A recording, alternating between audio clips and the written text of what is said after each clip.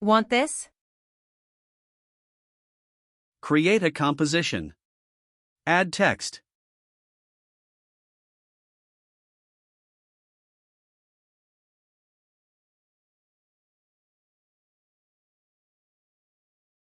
Go to the text, then to Animate, select Scale,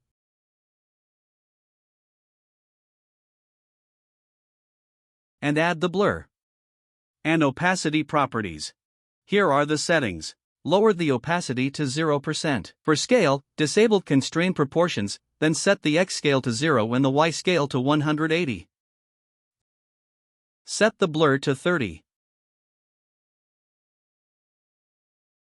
Go to the Range selector, then to Advanced. Find the Shape section, change it to Ramp Up, and set Ease Low to 100. Now, activate the stopwatch or keyframe for offset. Set it to -100 at the start and 100 at the end.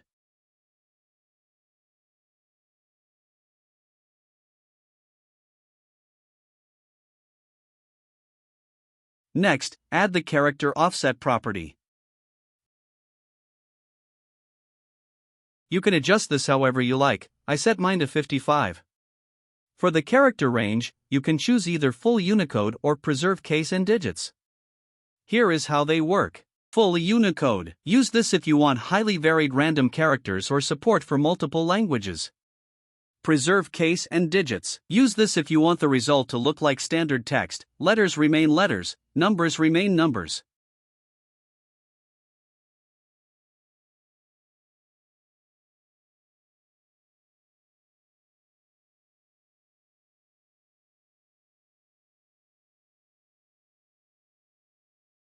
That's how I created it. Thanks for watching, and I hope you find this useful.